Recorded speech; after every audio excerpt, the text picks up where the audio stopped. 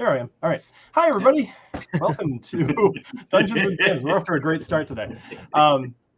So this is a game where a bunch of your favorite whiskey tubers and Daffy get together and drink whiskey and play Dungeons and Dragons. So thank you guys all for joining us here tonight. We are a little bit light, but that will be corrected shortly. Jason's going to be joining us probably in about 10 minutes at this point. Daffy is here, but she has elected to not be on camera, just things. So we have Ed and Clifton here to, grace you with their visible presence. So let's start with Clifton today. So Clifton, real quick. Well, actually, you know what? Let's even do this. Okay.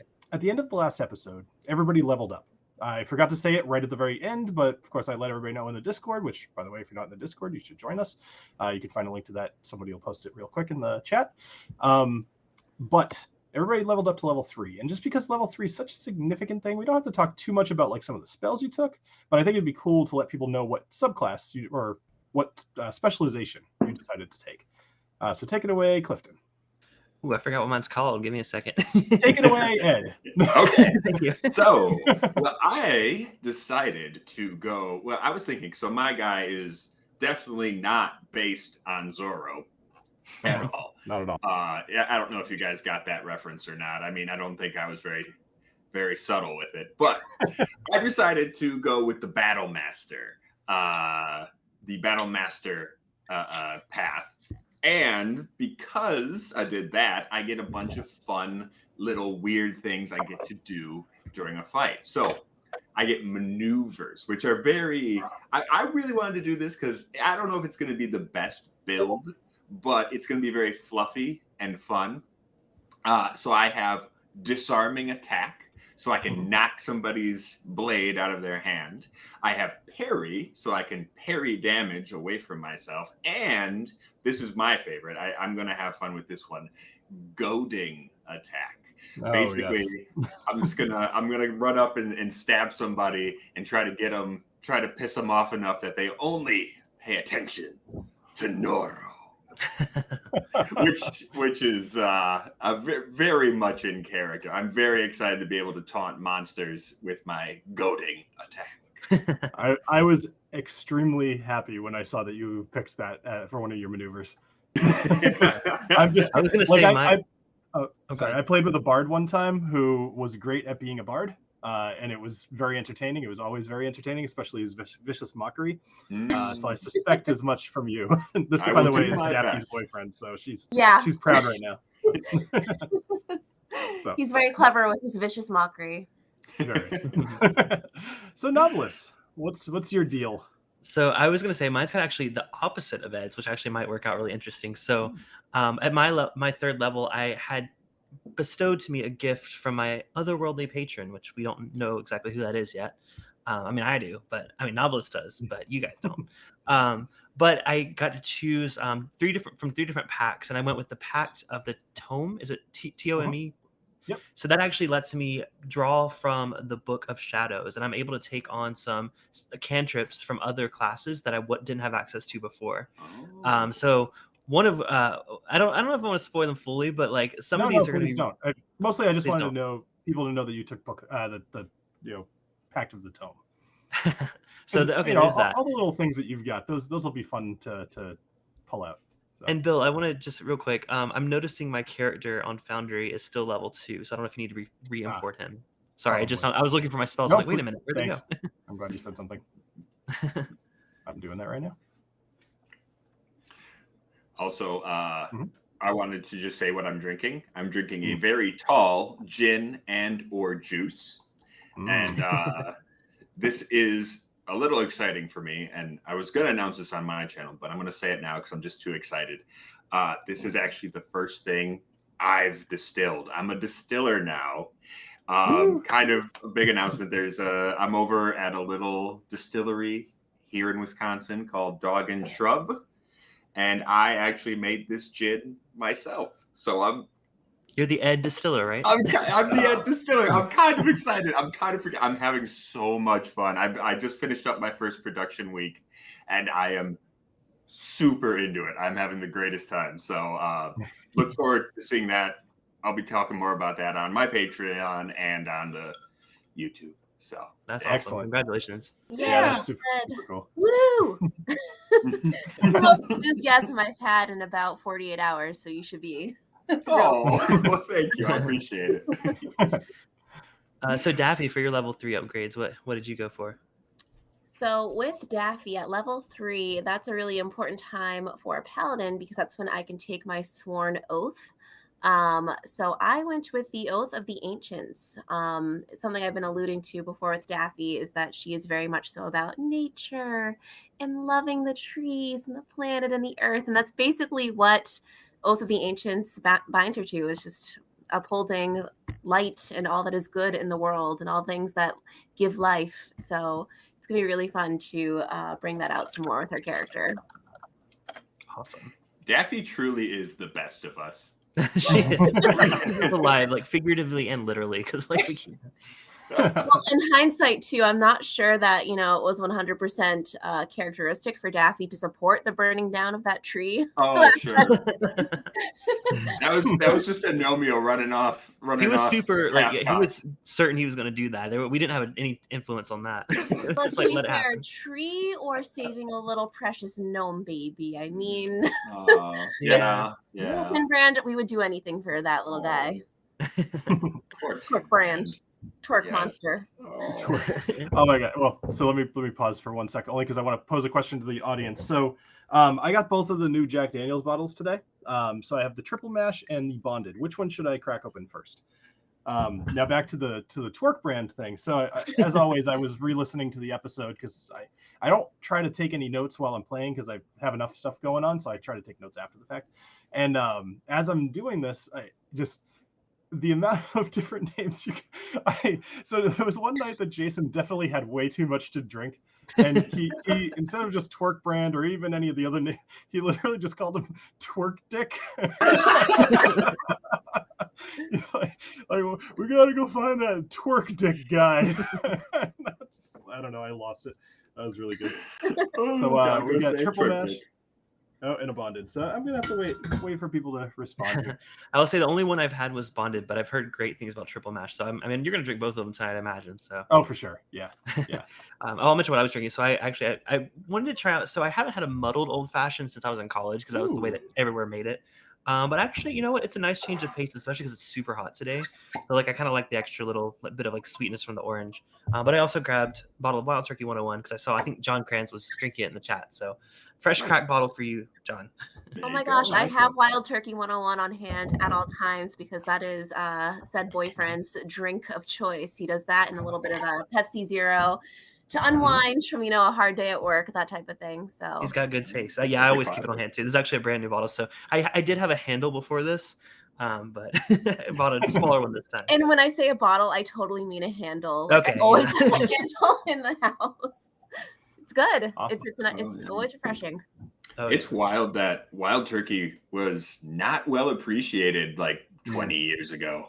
Every time I buy it at the liquor store, like there's always some older guy in the aisle like, oh God, Wild Turkey 101. I'm like, yeah. And he's like, oh, I drank that in college. I threw up so many times because of it. I guess people just drink because it was high proof. I don't know. That would definitely in college for me. Everyone just drank Jack and Cokes or Fireball. Yeah. Jack and Coke was definitely my go-to in college for sure. That's classier than any of my college go-tos. Rubinoff, Mad Dog 2020. Oh, those wow. nasty. You went hard. I went to UMass Slamhurst, aka UMass. We're not known for making classy drinking decisions or any of that sort of stuff. It's also where my wife went. So Hey, Katie. Yep. See, when I was going through college, it was right in the middle of the big flavored vodka boom. And everybody was drinking cake vodka and blue raspberry vodka. I knew a kid who would just sit there with a handle of blue raspberry vodka and a gallon of milk and just switch between them. No. To be fair, was it UV blue? Because I definitely drank a lot of that. Yes, it was UV blue. It was UV blue.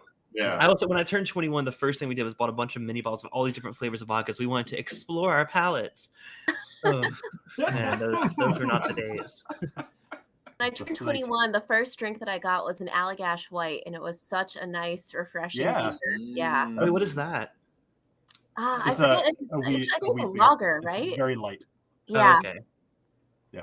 I thought it was a cocktail or something. I was like, ooh, that sounds Oh fancy. no, It does sound like a good cocktail name, though. it does does. for sure.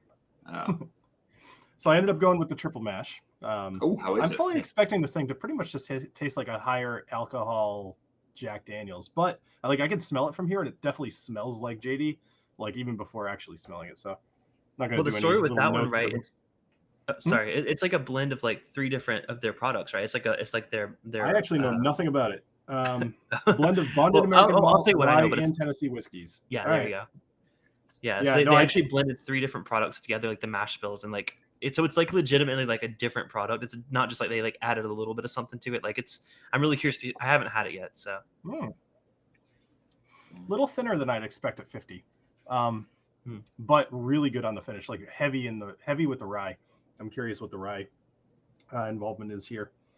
I'm gonna have to figure that out, but it's good. First sip, like very good. This is, yeah. Short answer is I like it so far. Oh, and for the there you go. price, right? It's only like 30-ish, right? You know what's funny? I didn't even look because I just saw them and I knew I had to have them because if I don't do a review on them soon, then I've already basically missed the boat. So, I did too. That's why I didn't Yeah. buy it either. I know I missed the. but I also am just like, yeah, people like it. Like people will always search for Jack Daniels. So, Oh, Yeah, sure. good point. I'm just Yeah. reading some of the people in the chat, like what their go-to in college. Adriana at Whiskey Mountain says whiskey sours are my go-to, but with bottle mix. I drank a lot of those. As I was learning that I liked whiskey, I definitely did a lot of that, but that definitely wasn't my starting thing. Yeah, and then John Krantz said a plastic handle of vodka. Yeah. Oh, Yeah, there's a lot of that. I remember I did a lot of, what was it, Old Thompson and Clan McGregor. Because even back then I was drinking whiskey. It was just really, really cheap whiskey. Jason's here. Excellent. Hey, Jason. Hey guys. Oh, hold on. Hey. I have him muted. Hold on, that's my fault. Hold Okay, on. we're There live we right go. now, by the way. Yes, we are live, Jason. Yeah, I know. Cool. Hey, well, take a minute, take a breath. I'm sure you were hurrying. I appreciate it. Yes, I was rushing. Hopefully everything is good. Pour yourself a little drinky poo, and A drinky poo. We're talking about all our college drinks that we drank, and then Ben says Captain Coke. Yeah, I like Captain Yeah. Coke though. I actually still drink that. Yeah, Wow. I know. Actually, I was talking about. So I have a new boss for the 12th time in 9.5 years, so I tend to have very similar conversations with a lot of them. But anyway, so we were talking about bourbon, and he was like, I really just like a Jack and Coke, and I thought to myself, I'm like, okay, that tells me a lot, but also I really just like a Jack and Coke. Like a lot of times, Yeah. or really, I'll take any bourbon I want to drop and dump it into some Coke, and it really just sits well. Sure. So Jason, only because we've all done it as well, except for me who didn't level up. Talking about, so when you hit your 3rd level as a character, you pick your path that's going to define your character for good.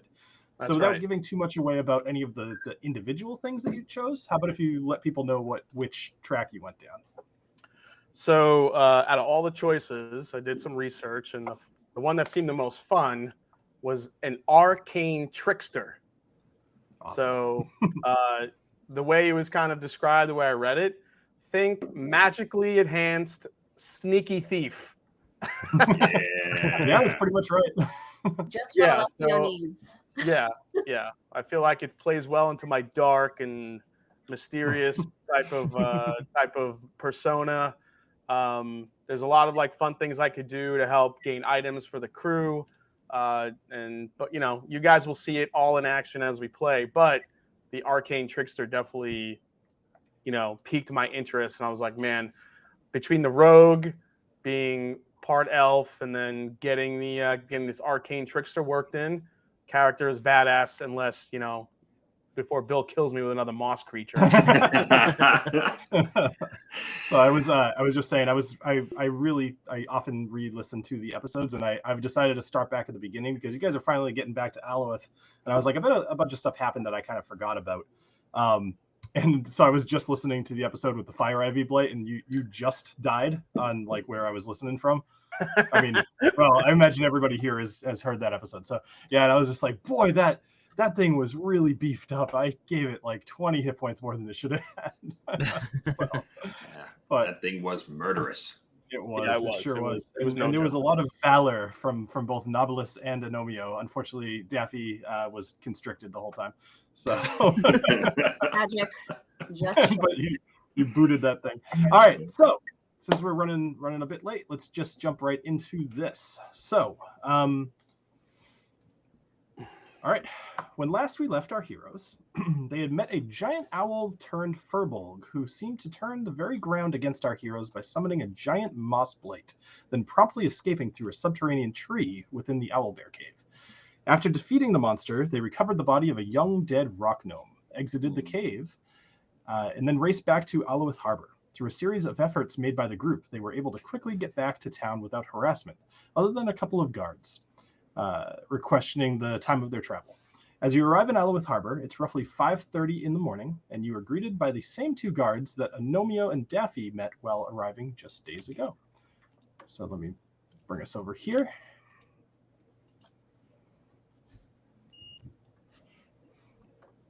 Oh, come on. We took too long. Sorry. That was because we were chatting. All right. It does not like to play nice. I know. It's interesting the hoops I have to jump through to make all this stuff work. But It just there builds we the go. anticipation. I'm excited. Yeah. Excellent. All right. So pretty soon you guys should be able to see this. Come on. Oh, I didn't put you guys over there. Did I? I'm unsure why you're not seeing this.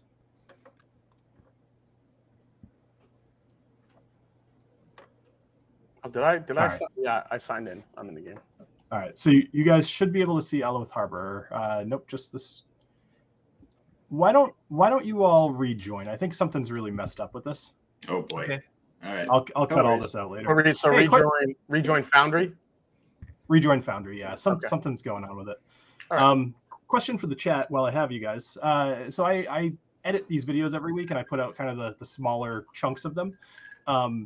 Not only, well, anybody here watching the live streams probably just watched the live streams, but if anybody does go back, do you tend to rewatch the live stream or the edited versions?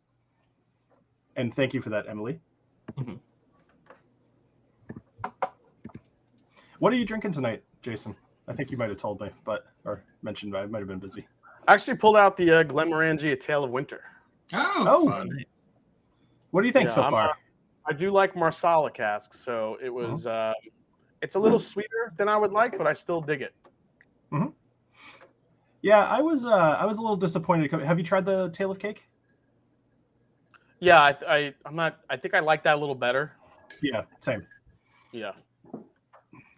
Tail of Cake was Hungarian ice wine or dessert wine casks, something like that. Yeah, Madeira. So we have. Oh, it was no, it begins with a T. Tokaji. Yeah, Oh, the Hungarian. Yeah. So Yeah. Tokaji. Oh, Tokai. Yeah, I know I say it wrong. Somebody corrected me once, and I forgot what they corrected it to. Are you guys able to rejoin Foundry? It looks like you're not. No, it's Nope. just loading. Okay, give me a sec, guys. Sorry. Yeah, This mine's saying can't be found. It's giving me the All right, block. so I killed Foundry. I'm gonna retry it. Man, Okay. we're having a good night. Yes, fantastic. What is everyone in the chat drinking? I know we asked earlier, but there quite a few people have joined since then. So I'm curious what you guys are drinking on. I have some Wild Turkey 101 for those of you who missed it. So Ben Hernandez says he goes back to the live stream, which is pretty cool. Oh, Yeah, that that's is cool. nice. We see it now, Bill, by the way. You do? Yes, we are in. figured. I'm in. I like to go back and watch because we're playing. I don't always get to see like the chat's The chat. reaction. Oh, Mhm. sure. I like to go back and see what they're saying, and some of their comments are hilarious. So For sure. Yeah. Well, I'm always worried I'm going to see something. Someone's going to say something that spoils Mhm. something, and so I don't look at the chat. But rest assured, I love all. But see, of I you. wouldn't even know if that happened. Like, I'm just so ignorant to the world that like they would say something. I'm like, I don't know what that means. I'm just gonna go on. All right. So it looks I am like in. I see it. looks like oh, everything's we're kinda in, re- baby. All right. I am And then- in like the Flynn.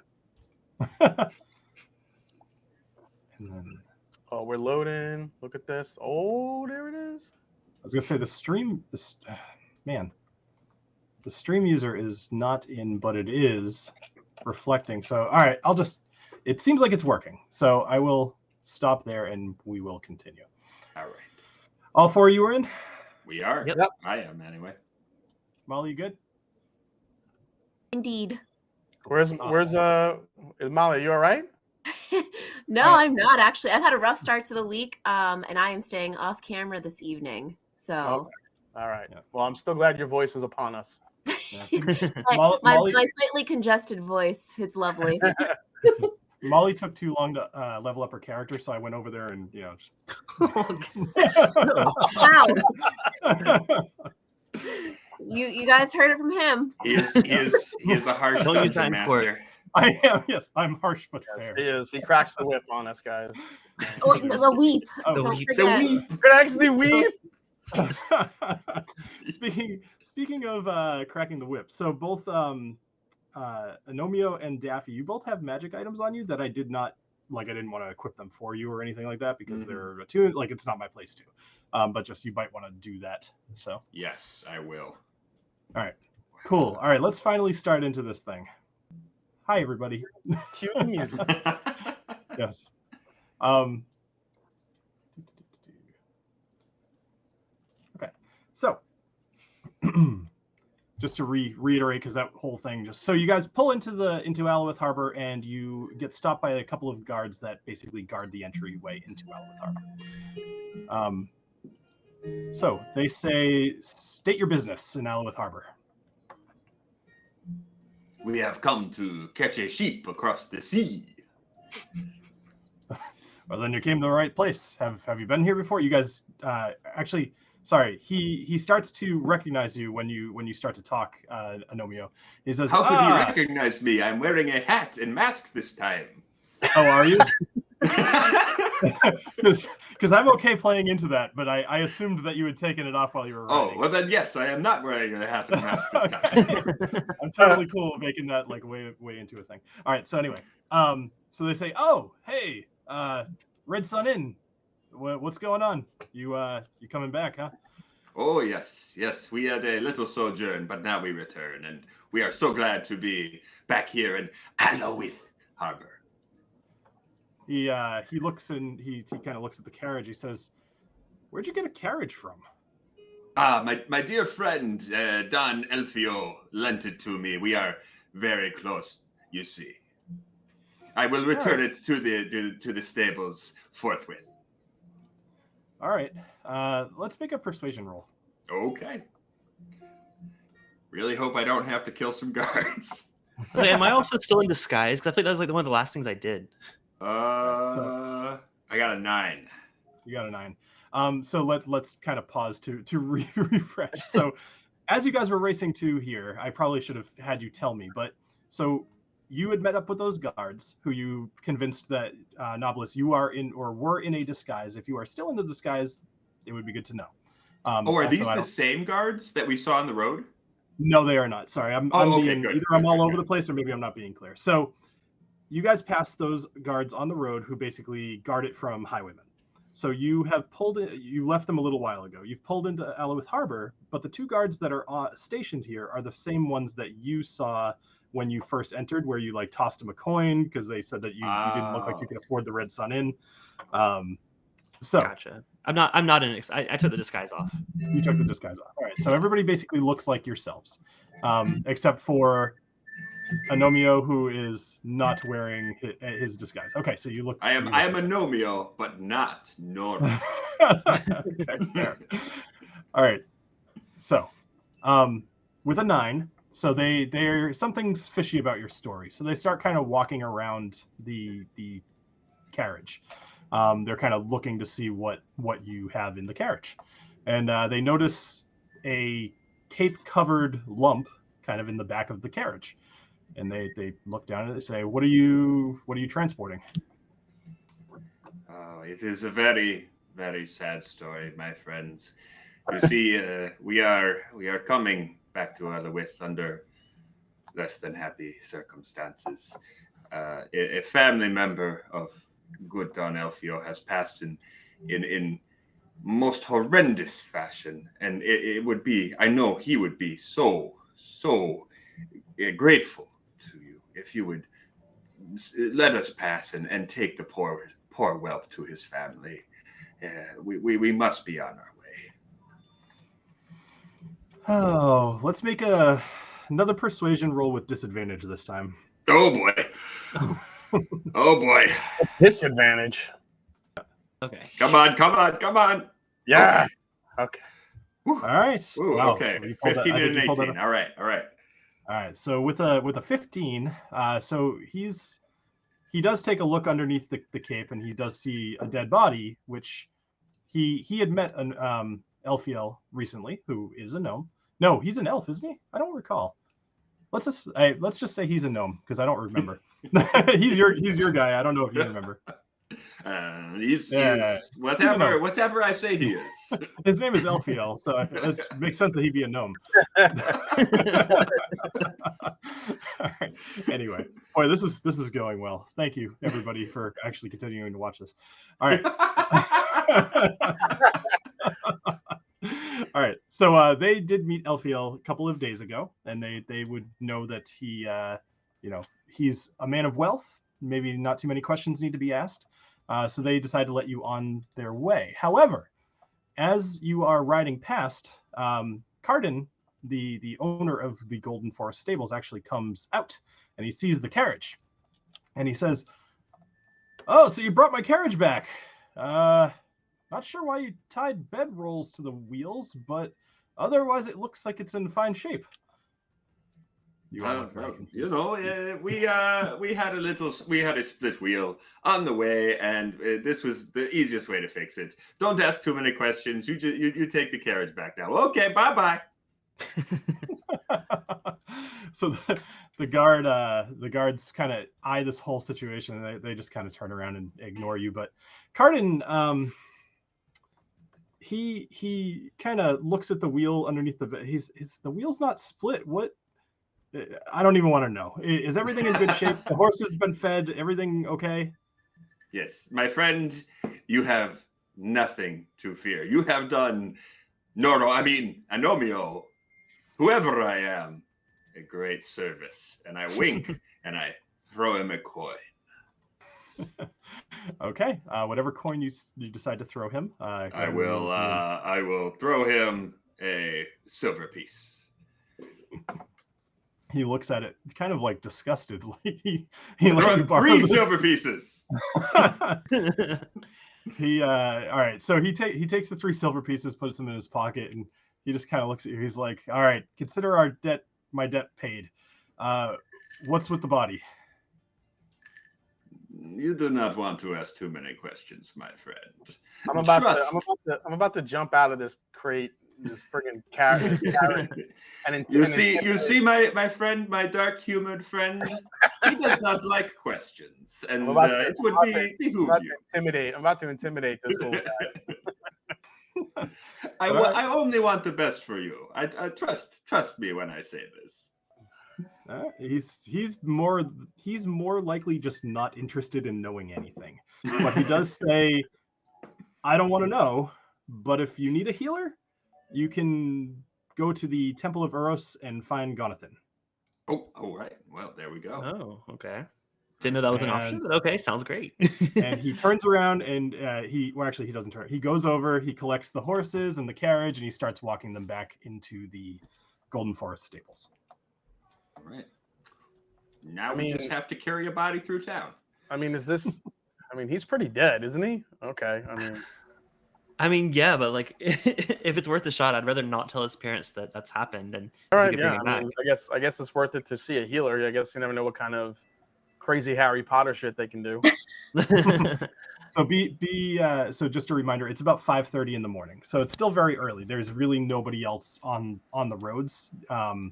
You suspect that maybe either Carden was up early with the horses, or just the noise kind of alerted him to your. So you're saying it's going to be like a Weekend at Bernie situation with this dead body, and I'm not saying anything.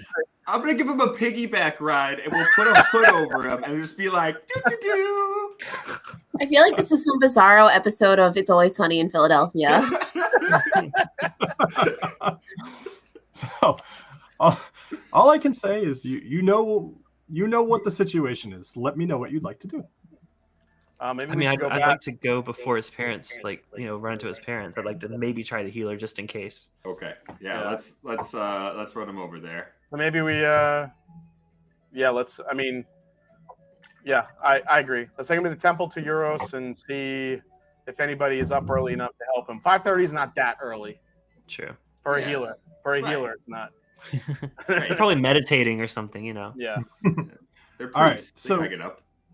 So tell me are you? Tell me how you're getting there. Like, what are you doing? How far away is it? First of all. So you are, you're There. where you are. Basically, this is the Temple of Uros right here. So it's not super far. I mean, at this scale, it's not 5 feet per square, but it's it's probably only like maybe a quarter-mile walk, maybe, probably not even. So call it like a 5-minute walk. All right. Well, since it's early, I would assume that there's not too many people on the way, but I say we just walk over there immediately. Yeah, I think it's good that it's early. Yeah. Agreed. So just describe the situation. Are you carrying timber? Well, I Are think, you? I think Knobolas is more than man enough to carry him for us. So I'm Do we carrying have him like a, on my back. Like, are we like pretending that it's not a body? We're Or are we, pretending like... it's like just a sack of potatoes. or Okay, something. I'm carrying the sack of potatoes under my arm. Yeah, I think we're too far gone to pretend it's not what it is at this point. We probably shouldn't have told him that it was a body, but I mean, I didn't. I just decided to just be honest. I'm gonna. We just gotta go for it. Okay, well, I will still carry him, but with a little more dignity than a sack of potatoes. Okay. I'll carry him over my shoulder. Oh, do There you it like in Harry Potter, like when Hagrid has to hold Harry's, like he's pretending to be dead. Remember that? And he cradles him like a Oh, Like baby. swaddling, yeah. Oh, God, my heartstrings. I'm just thinking of the Infinite Crisis splash page where Superman's got Supergirl, and he's like, Oh my god! "Ah!" So does that Are you- set the scene enough for you, Bill, with the cradling and the screaming? It depends. I heard carrying him like a sack of potatoes. I heard No. screaming and Forgot carrying the him. potatoes idea. I- I just carry him cradling him. Yeah, And cradle him just and Going over there as quickly as possible so we try to avoid running into any other people. So you are walking in the open down the street carrying a dead child. No, let's go through the alley. Let's go back I'm not behind. suggesting. I'm considering. No, what I'm you're trying to do. looking. There's a nice little space right there where that oak Like tree right here? is, and Yeah. behind the drunken seal. I say we try to go in that way. Yeah, through I like that idea. by the And if flying there's buttresses. if there is a lock, Alessio can pick that shit. We're just breaking into the church. Just like we just bust on and like heal this boy. We got a dead body. Heal this kid. All right. So just because I want to know what I'm still trying to figure out how you are trying. Are you being stealthy? Are you walking plain? Are you trying to avoid people? Are you trying to look nonchalant? What are you doing? We're definitely trying to avoid people. We don't want to alert anyone in the town and get the message back to Twerk Brand's parents. Yeah. Okay. So we're being stealthy enough, like we're being quick and we're quickly Okay. darting off the main road. I Just think. So I would like everybody to roll a stealth check. We're gonna do a group stealth check. Oh boy, Oh, I'm boy. bad at those. Here we go, baby. Give me the stealthiness. That's not good. Good job, Rogue. Yeah, seriously. The rogue rolls a 3. Holy crap! You rolled a 3 and you still got a 10. That's Right. pretty good. I got a 6.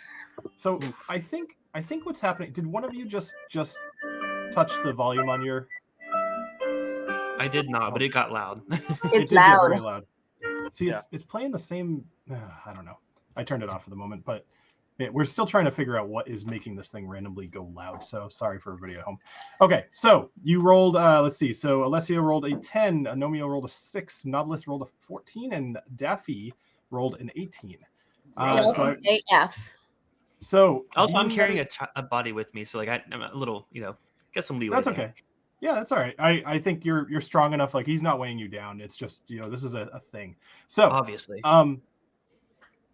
with a group check like that, I would say that you guys actually are able, because it's still so early in the morning, and you're not like, you don't look like you're covered in blood or anything like that. You are able to make it to the Temple of Uros, no problem. Nice. So let me put you over here. Whoa. So I know you went behind, but just because.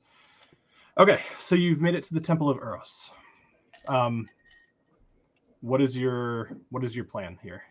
I was gonna say, let's chat real quick and like, what are we gonna tell the healer? Like, are we gonna tell them the truth, or are we gonna, Well, I mean, pull their heartstrings? I think for the sake and the health of the child, we should tell the healer exactly what happened, why we went on the quest to find this child. Mm. And we don't know how he actually died. Yeah, we we just don't know how he him. died. We just found him in the tentacles of a monster. Okay. And tried to Yeah. save him, and we're not exactly sure what happened, but we wanted to bring him back. Agreed. And I have Sounds good to me. the book I can show the healer too in case he's Ooh. able to open it. Good call. Thank you. Oh, yeah. Good call. Good call, Daff. All right. Yeah, I knew it. Knock. Yeah, there was. This is like the worst technology night. Do you remember like the first episode or two, it was all bad, and then like the third episode, I was like, oh, it's all good, but it's gonna be bad by like the fifth. I think we skipped a couple, so we're probably having all those problems. It's all good. All right, so I just had to reinitialize that part of Foundry. Super good for pacing, though. Let me tell you. Kick in the door. Yeah, right. So should here go. we knock? Do we knock? Is that how it works? Or do we just try the door first? Maybe we should just try the door. Maybe they have an open We door just try the policy. door first before we have to knock. All right, so the door is currently locked. All right. Tickety knock knock.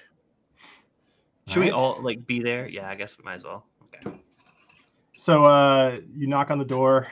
A moment later, the door opens and a man steps out. He's wearing full male armor.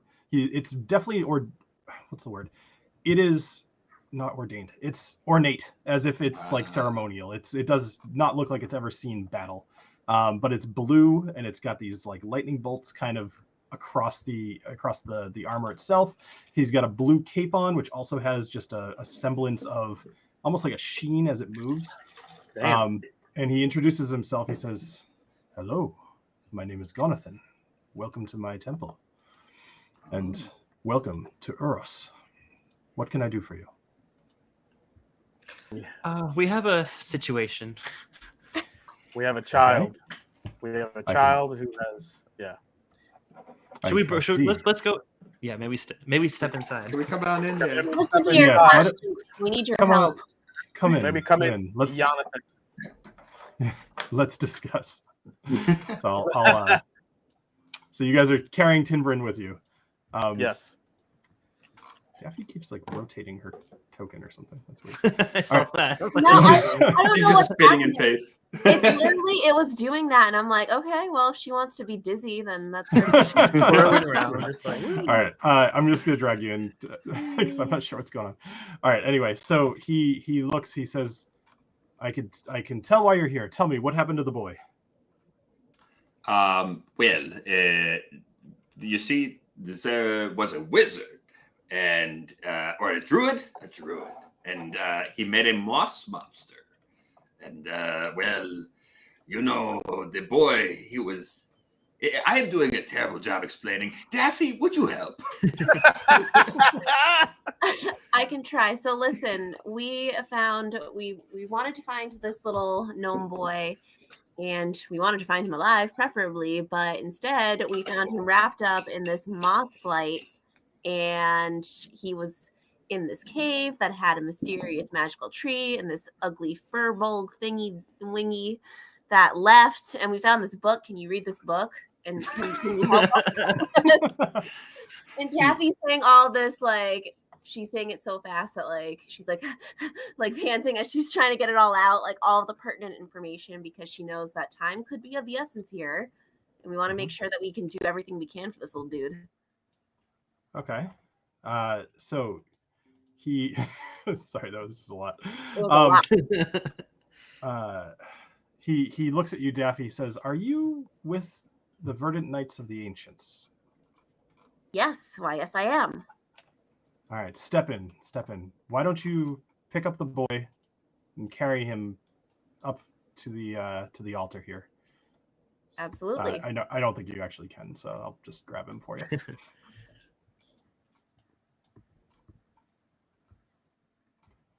So as you walk up to the altar, you notice that this is pretty cool. There's this not rushing. There's flowing water that's coming out of these spots behind the altar, and it kind of flows down, and it looks like whoever preaches here stands within the water and addresses the crowd.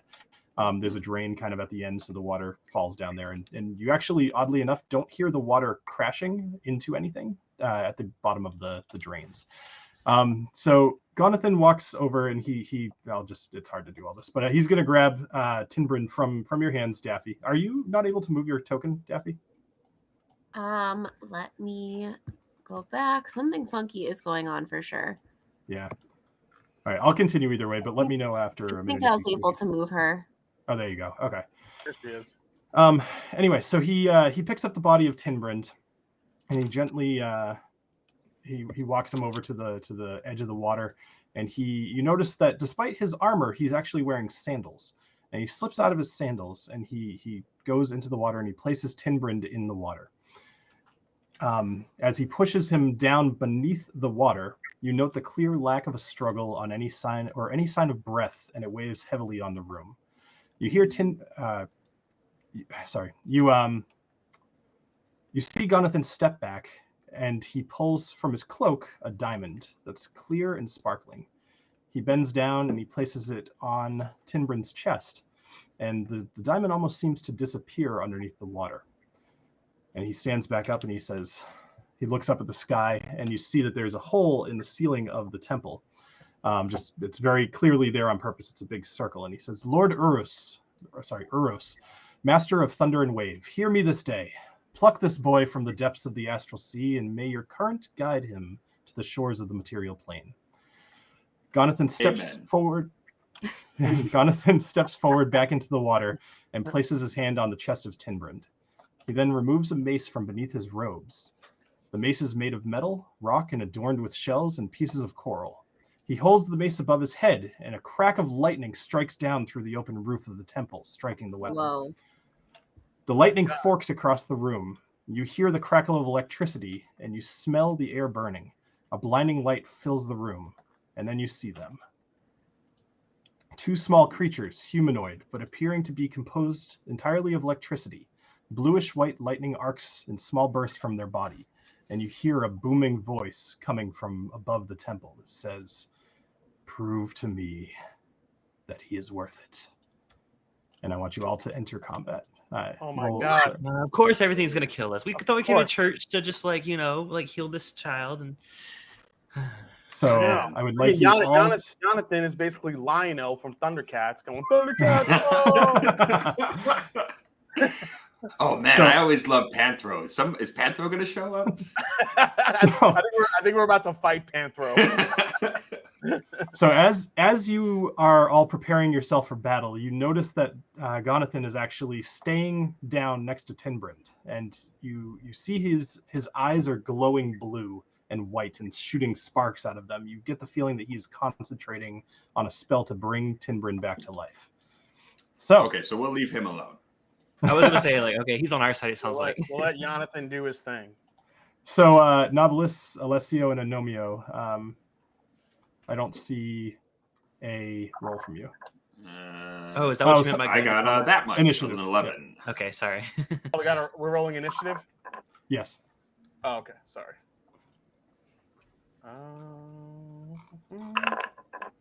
Okay. So it looks like everybody got it in. Okay. Excellent.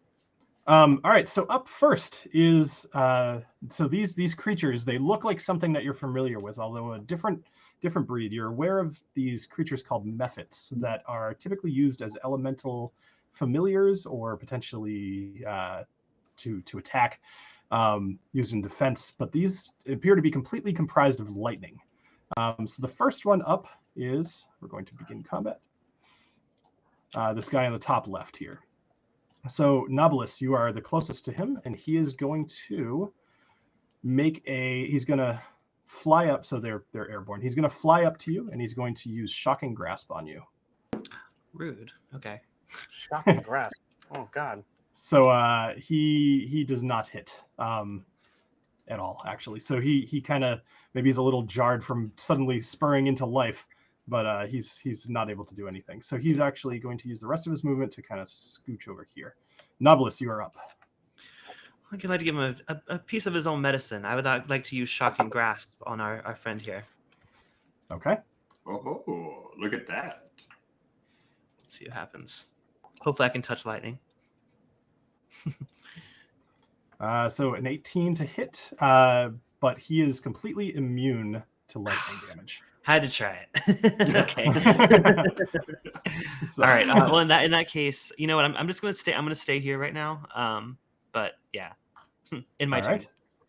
Excellent. Let's get some battle music going on here. Yes. Yeah, man. Let's rock it. All right. So this will kick up in a sec. So Alessio, you are up. Oh God. What I want to do. So he tried with lightning. Yeah. Should not have. I feel like okay. I don't want to get too close to these guys since they're made of lightning. I don't want to get electrocuted. I'm gonna try to shoot at him with my bow. Okay. And see what happens. Which one are you shooting at? The one that's closer to me here on my right. Top right. Cool. Top right. Yep.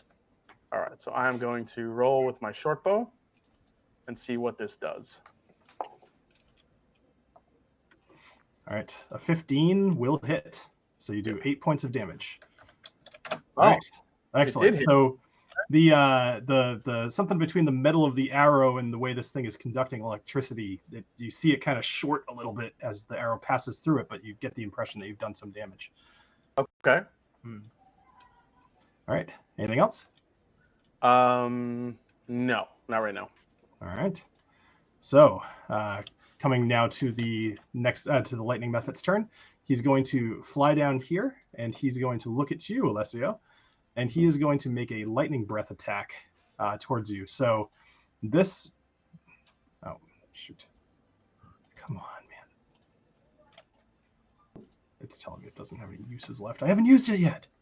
All right, I'm charging it. There we go. He's making a lightning breath attack against you in 15 feet of attack.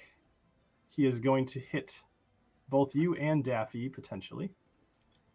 And you both need to make a dexterity saving throw. Oh, boy. Come on. You can do it. All right. Ooh. All right. Oh! So you both save, and so you both take... whoops. So you both take half damage, and he does... So you both take 4 damage. 4? Right. Okay. Yep, All 4 right. damage. All right. And that will be the end of his turn. So up next is Agnomeio. Oh, all right. Well, I shall run over here, and as I cross the line of the pew, I genuflect because I am a good Eurothelic, Papa, Hijo, Spiritus Sancti. And then I run across and hit him with my magic whip. Awesome. I was very confused. Magic whip. Oh. Aha! Oh, 22. man. Oh my gosh, look at that damage too. Fantastic. All right, 9 so and 22 6. definitely hits, and you do 15 points of damage. Wow. Damn. Oh, I'm sorry. Are you choosing? So that Oh, actually I have states to as if you choose whether. choose to. Well, I might as well choose to use it. Yeah. Yeah. All right, fair enough. So 15 damage to this lightning method. Well done. Woo. All right. So Nice. the whip wraps around it, and you see the barbs. Actually, this is the first time you're seeing this. Extremely large thorns erupt from this whip as it wraps around him, and you see it kind of right into it. And you shouldn't feel it because it's electricity, but somehow, maybe because it's magic, it's able to, injure this thing. So, well done. Anything else? All right. Nope. That is it. All right, Daffy, you are up. Okay. I I think I would like to move on the other side. So I want to be flanking this one that Knobolas is next to. If I can get the character icon to drag over there. There we go. And I will attempt to use my sword against it. Okay. Oh, Go for it. okay. 14. Does that do anything?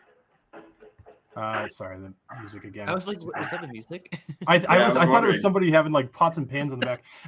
So 14 does hit, and again, the metal from your sword really seeming to mess with the electrical fields around this thing, and it does hit for full damage. So you do 5 points of damage. Sweet. All right. Anything else? No, I will wait there and be ready to attack again next turn. Oh, you know what, Molly? I think somebody's just got some feedback coming through. If somebody's not wearing headphones, maybe that's what it is for the music. That's a pretty sick beat if it was just through the headphones. Damn. I know, right? Okay. Up next is the first Mephit here. So he's in rough shape right now. So he is going to use another shocking grasp. This time he's going to still attack you, Knobolas. Of course. So let's do this. So a 12. Does a 12 hit you? That does not hit.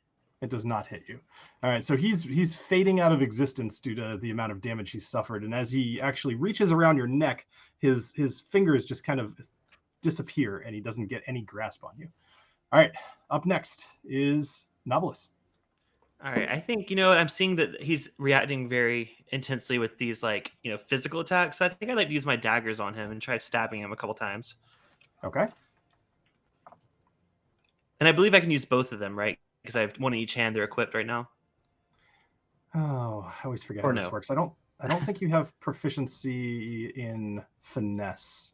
Okay. I wasn't sure. Let's say no for now. Okay. I'm gonna make a note to finally figure out how that works. Sounds good. I'll just use one on his then. Yeah. Well, that works. So you hit for 24 and 4 points of damage. So you stab it with the knife, and he does die. However, as he dies, he does what's called a death burst. So anybody within a 15-foot radius of him, which is Daffy and Knobolas and Agnomeio, make a DC saving throw.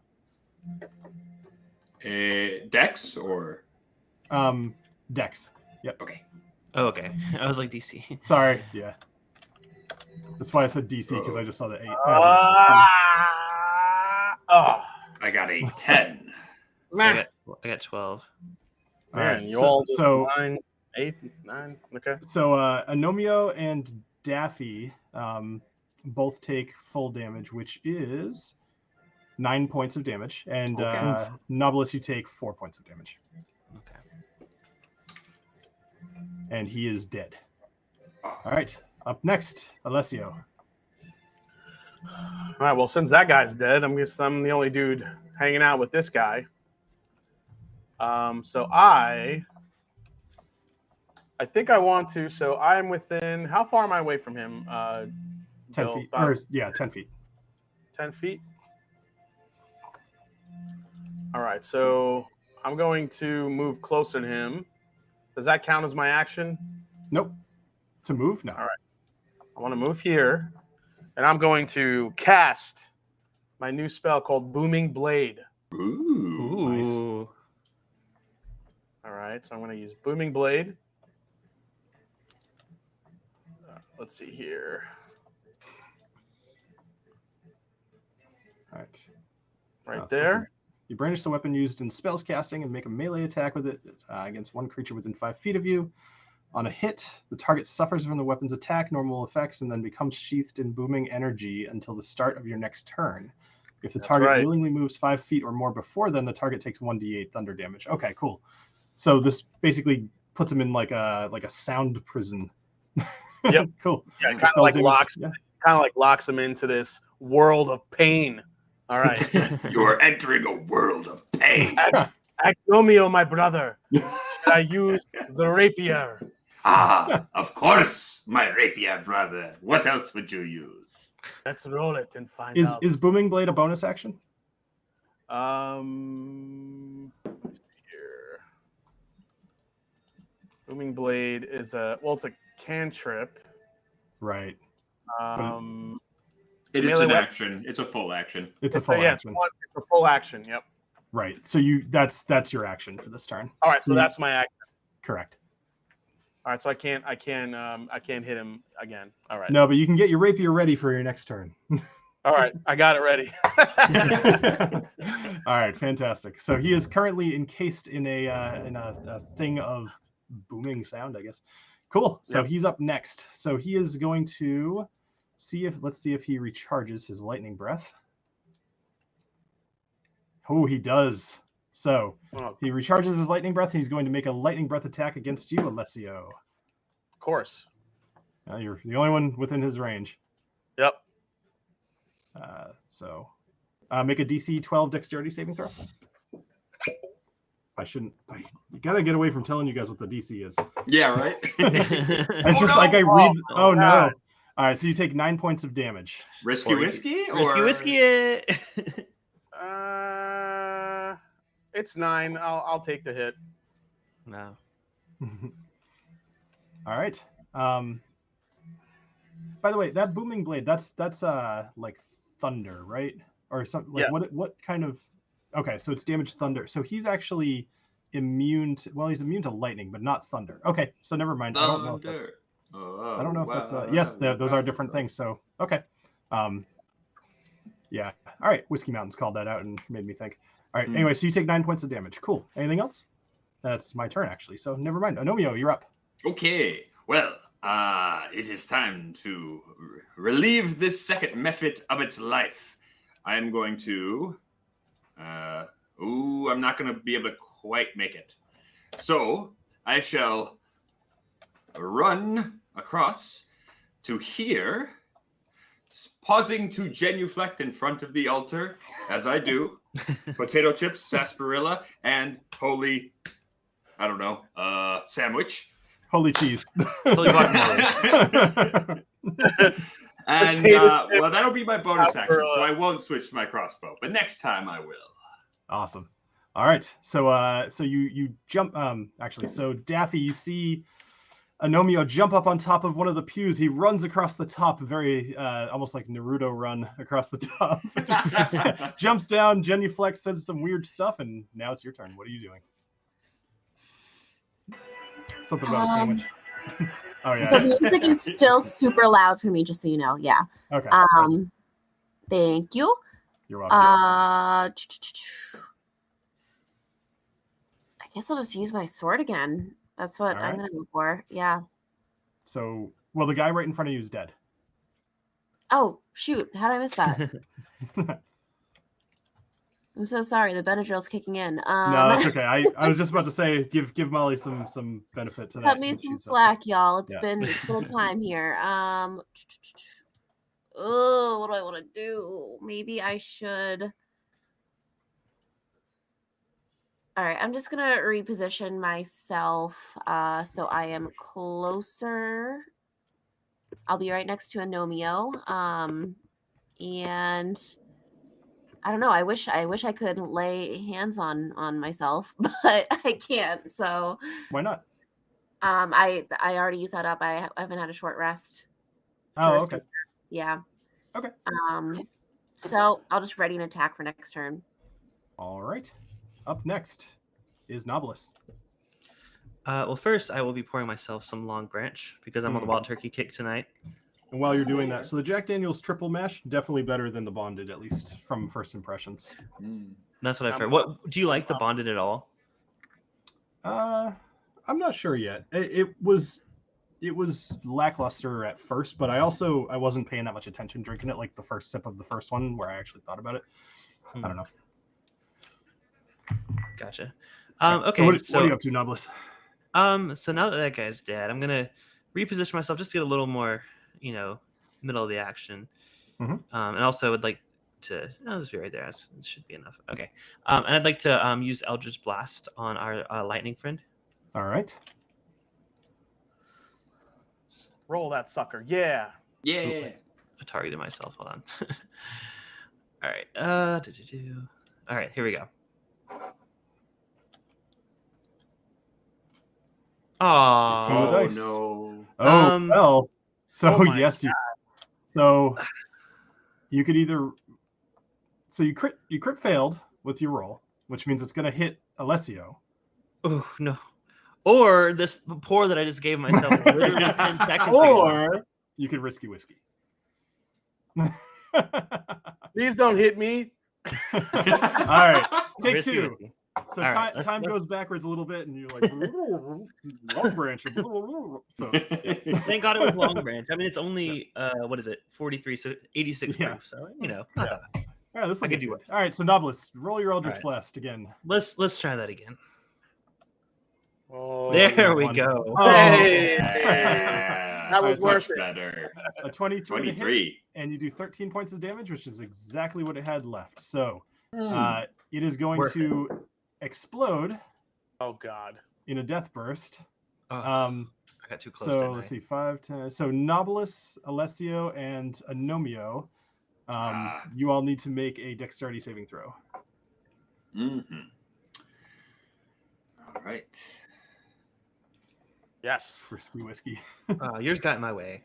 Ooh, I got a Oh, there you go. perfect one. Yeah. So Yeah. Agnomeio, you take no damage.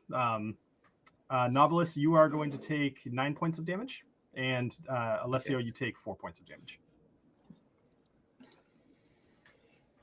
And And this has happened after he died, right? this is like his dying thing. Like he basically, when you kill him, he explodes. That's his whole thing. Okay. All right. Yeah. All right. I might need some, I'm only down to 3 hit points. I might need some room in that fire in that bath of life. So you as the final lightning method explodes, you see them both kind of fade away, and another charge of lightning comes from the ceiling, and it strikes Gonathan's mace again, and goes right into Tinbrin's chest. You see the diamond shatter, and you hear Tinbrin, or you see Tinbrin's body convulse and kind of fold in half, and you see water erupt out of his mouth, and he takes a big deep breath right above the surface of the water. And Gonathan grabs him underneath the back and holds him, and Tinbrin starts coughing. Hey, What? he's alive. Well done. Yay. Twinkie So brand is alive. Tinbrin opens his eyes. Tinbrin opens his eyes very, very slowly, and you notice that although he shares the blue eyes that his sister has, he's got these strange little white flecks in them that almost appear to be sparking. Ooh. So he yells out, he goes, "Amy!" And then he just kind of lets his body relax, and he tilts his head towards you, Knobolas, and he says, "Thank you." You're the closest one to him, so he sees you. Oh, I was like, what did I do? Oh, Well, you did carry him. So. I did carry him. Maybe he was like unconscious. Like he was. What do you call it? Like whenever you're like Comatose. Well, it's just like when you see yourself from above, like when you're like Oh, they say out when of you're Astral body. projection. Yeah. So Yeah. he saw that happen. Maybe. Yeah. So he appears to be good, and he's now sitting under his own power. Gonathan is still kneeling in the water, just kind of there to support him. And he looks up and he says, "You've done well by Uros. He challenged you, and you were found worthy, and he returned this boy." Praise to Uros. Can he heal us now? What do we have to fight for that? So he says, I mean, do you want him to heal you? He certainly can. But he may No, we charge can just you. go take a nap. I don't need to fight another lightning demon. I was gonna say, as soon as I said that, my lights turned off behind me, so I'm getting a little freaked out now. So I think we're good. Eros was like looking down on me, like not in a good way. He's like, "Don't you dare tempt me." I'm like, "I'm good." I think So, we'll be due for a rest at the inn after this, but I mean, first, I want to talk to Tinbrin and see what he remembers. Excellent. So Tinbrin begins to tell you the story of how he was separated from his family when an owlbear attacked their camp. He was with his family for a while when he noticed that Amy was missing, so he turned around to look for her, and noticed that now his family had left him behind, and he had to make a choice whether to go backwards for Amy or to continue on with his family, and he chose the former. So he went trying to find Amy, but as he was looking for her, he saw a large owl in the woods, which flew down to him. And he says it was very strange. The owl turned into a furbolg, which I'd only ever heard stories of. I didn't realize they lived in the Copper Groves. And the furbolg was very friendly. He told me his name was Pharaoh Rainblossom. And after speaking for a while, the furbolg and him sat down to have some tea in the forest, and try to think of a plan to try to find Amy. After drinking the tea, he felt very tired and ended up falling asleep. And the next thing he knew, he was covered with dirt and moss, and he was apparently attacking you guys. He has some recollection of being one with the moss blight. Mm-hmm. All right, Tim See, Brand. this is why I don't trust hippies, man. Well, I mean, Tin Brand, one lesson you need to learn is just because some nice man offers you tea, you don't get into the van with a nice man with candy, you know? Like, you just can't trust people, buddy. And he says, I've definitely learned my lesson. And Gonathan says, if you would be so kind as to let Tinbrand's family know that he is here, I will keep him here and I will keep him safe. He needs to recover. Okay. Yeah, of course. So Gonathan actually says, can you tell me what you're doing here in Aluath Harbor? How did you well, you told him the story of how you found Tinbrand. He says, what are you doing here in the harbor? Should we tell him about the owlbear? Well, I think he means more. Why are we all here? We all met under strange circumstances, and together decided to venture on a quest to find Tinbrand and hunt for the owlbear. We found the owlbear. We struck him down, and kept going until we found Tinbrand. And then we decided, once we found his body, to take him back here to his family. Did you see this furbolg that Tinbrand speaks of? We did. Yes. I burned down his house. I enjoyed it mightily.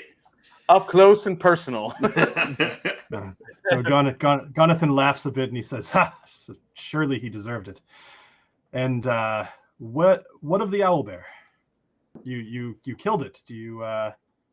Were you able to? We took his feathers to prove his death. Excellent. And what next for you? Well, I guess we're done. We can head out. We're boarding a ship to head out. Yeah. Oh. Yeah. Once we talk to Tinbrand's parents, maybe rest a little bit, we're gonna set sail. Excellent. So, have you heard about Uros? Has anybody ever told you of the Stormlord? Yes. Praise be to Uros. I was like, oh god, we're about to get like missionaried up in here. The story of the you. I am a devout Eurothalic, amongst other things. That's a word. Yes, people say that I sound European. Gonathan says, "Yes, clerics for my order go to the university." That's funny because I thought they would be urologists. Oh my god. Oh yes. Ooh. No. You're looking for the eunuchs. I'm just glad this child is not still dead while we're sitting here making these jokes. I know. Well, I heard he is a doctor, so he can also check my Uranus. Oh, come on. All right. Anyway, back to a moment. So, Gonathan says, "I'm not meaning to push my god on you. That's not my intent. But Uros delivers me messages from time to time. Have you? You said you haven't heard. So sometimes I have premonitions of boats sinking, and I just did you have one? Just I haven't. I have. Well, He so just, like, blurts it out. sorry. This, I mean, it's hard. It's hard to do this with you guys, like making me laugh. I like the idea that he only has dreams about boats sinking, like no other dream. No, you mentioned boat, and guess what? I right. dream about boat sinking. I'm muting you all. No. All right. So let me go back because this is in character. So he says, I have dreams occasionally, premonitions of boats sinking, and I want to be there when you ship off. If you can find me, I will bless your ship and ensure that it is not one that Uros has given me a premonition of. Oh, Done deal. Yeah, Done deal. I mean, yeah, you saved twerk butt, so let's we'll definitely come for you. We'll come find you. Sorry. What? Just that's no, it's not twerk butt. It's twerk on dick. That's what it is. How does Timber respond to us sitting here calling him I twerk butt? know. I never know whether you guys are talking in character or not. Are you truly calling him twerk butt to his face? Is that like how do I work with this? He has a complex. He's like, my name sucks, so I can't have. Pretty soon I'm just gonna start taking everything literally, and people are gonna respond to you and just start stabbing. All right. So anyway, what would you like to do? Well, I say we go. Like you said, let's go. We might as well go find. We might as well go find Tinburn's parents, so we can tell him where he is, and that he's safe. And then I need to get a drink from our friend, the bartender, because I think we deserve it. Yeah. And then it's time to go. Yeah, hit up the old Fang and Feather, baby. Yeah, agreed. Excellent. Before, Good.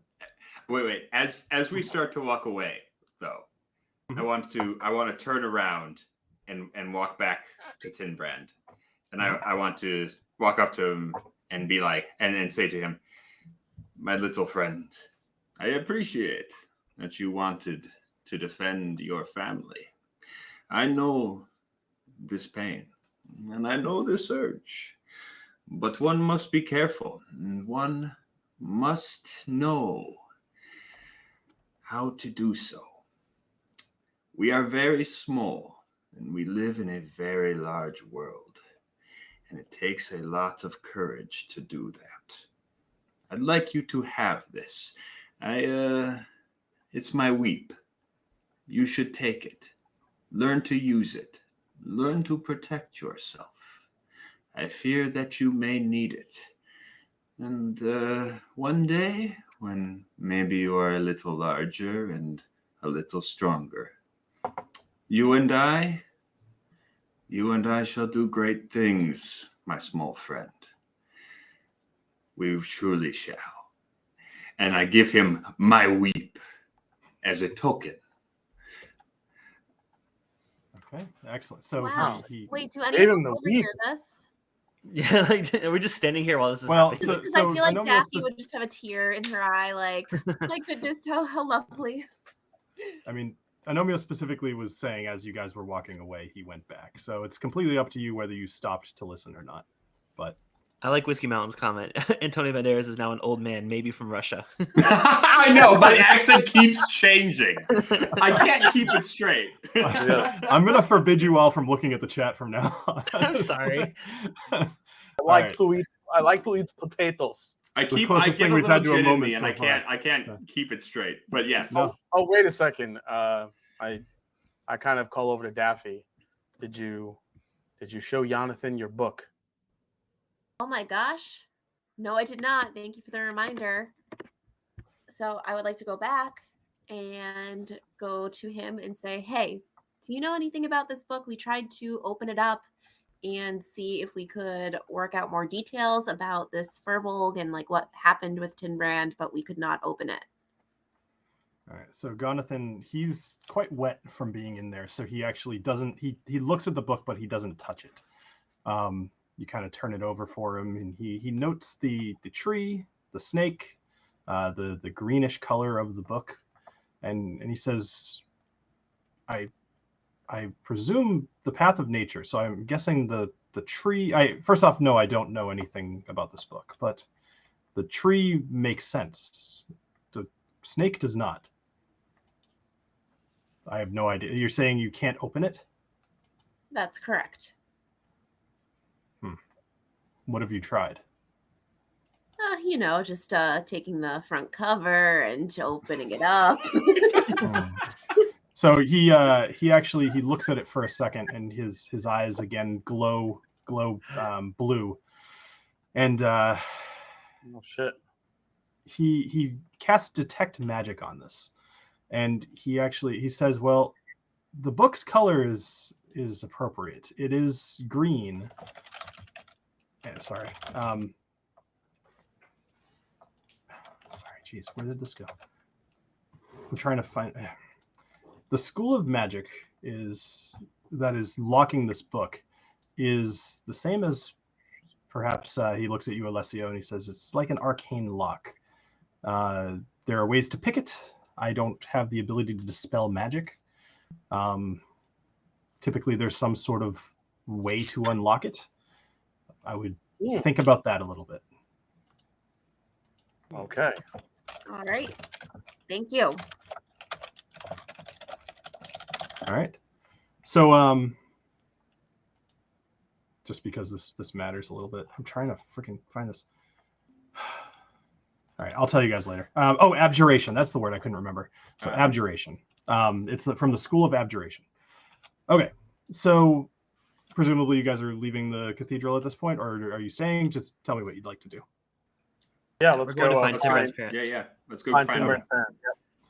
All right. So easy enough. You guys you travel back over to the Drunken Seal, and you ask. I'm just going to kind of talk through this. So you ask the. All right. You guys go back to the Drunken Seal, and you ask the person working there if they've seen Tinburn's parents, and he says that yes, they're actually asleep upstairs. Now it's the same man that you talked to last time that gave you the free sausages. So he knows that you're at least relatively trustworthy. He tells you where they are. You go upstairs, you knock on their door, you find the parents, and they're relieved. The mother immediately runs out of the Drunken Seal to the temple. The father gathers his 6 other children and runs outside, including Amy, runs outside, and all of them run off to the temple. You guys are left in the Drunken Seal. Weren't we supposed to get a reward for that? I think we were supposed to get a reward for the bear, not the. Okay. Just making sure. Actually, no, you're correct. You're correct, Knobolas. Oh. So you, you went up to go talk to the parents. You didn't start asking about a reward yet. So I'm just preloading this. All right. Because I totally would just walk over to the job board and be like, wait a minute. All right, so I'm putting you guys back here into the Drunken Seal.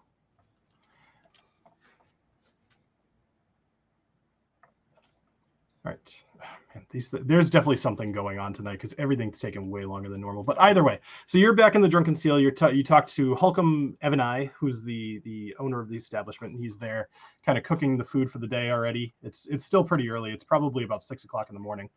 Holcomb came over here, and this is after you guys have returned back downstairs. So he overhears you saying, "Hey, wasn't there a reward?" And he's got the reward on hand. That's kind of how it works. And so he hands you guys 100 gold for rescuing Tinburn. Woohoo! Excellent. All right. So as I mentioned earlier, we need to make this night a little early. As it is, it's already 10:54, so it's really we're not missing much. Didn't get to most of the stuff I planned on, but that's not a big deal. It's just we'll have a lot more to go into next week. So I believe next week we do have a game. The following week, I believe, we'll be taking off. Yes. So definitely, everybody, make sure you meet us here on the 31st, May 31st, at 9:30 p.m. Don't forget to check the description for all the social media links, and join the Discord for sure. We'd love to have some more I'll traffic drop the in there. Discord link again. Yeah, please join the the Discord. It's so much fun. Yeah, I saw a couple of people in there. It'd be great to get some just especially people who love D&D talking about it, and just kind of be able to bounce some ideas off you guys.